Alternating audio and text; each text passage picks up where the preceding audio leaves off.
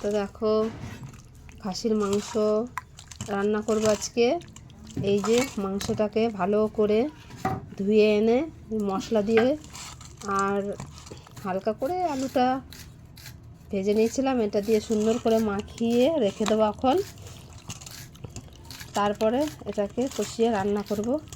তো আমার মাংস মাখানো হয়ে গেছে, দেখতেই পাচ্ছ। একটু পেঁয়াজ দাও, একটু পেঁয়াজ কুচি দেওয়া হয়নি, একটু পেঁয়াজ কুচিটা দিয়ে ভালো করে মাখিয়ে নেব। তো আজকে এই রান্না হবে, রোববার বলে কথা। তো আমার মাংস মাখানো হয়ে গেছে, আর এখানে দেখো আমি পেঁয়াজটা ভালো করে ভেজে দিচ্ছি। তো আমি এখানে ফোড়ন দিয়েছি দারচিনি, এলাচ আর লবঙ্গ। তো চলো কীভাবে আজকে মাংস রান্না করব তোমাদের সঙ্গে শেয়ার করছি।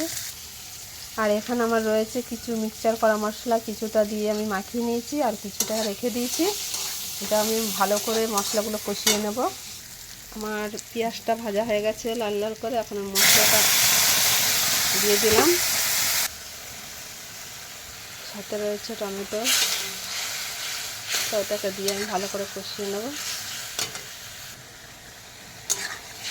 আমার মশলাটা প্রায় রেডি হয়ে আসছে।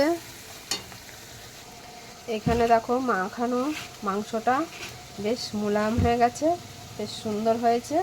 তো এটা আমি একটু পরে দিয়ে দেবো। তো চলো এখন আমি দিয়ে দেবো মাংসটা। তারপরে মাংসটা খাসির মাংস, একটু ভালো করে কষাতে হবে।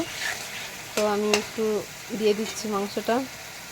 আমি কিভাবে রান্না করব সেটাই তোমাদের সঙ্গে আজকে শেয়ার করছি। তো এটাকে ঢেলে দিলে হবে না, একটু তুলে তুলেই দেবো। আমি সব মাংস দিয়ে দিয়েছি, এবার এটাকে ভালো করে ঢেকে ঢেকে কষিয়ে নেব। তারপরে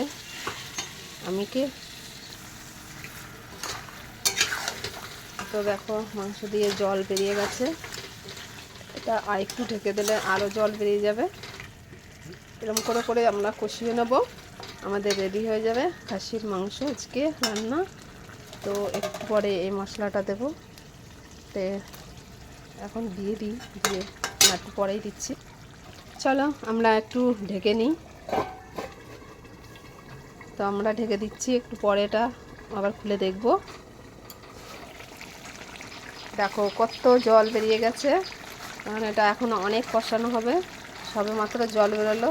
তো বন্ধুরা আবার ঢেকে দিই।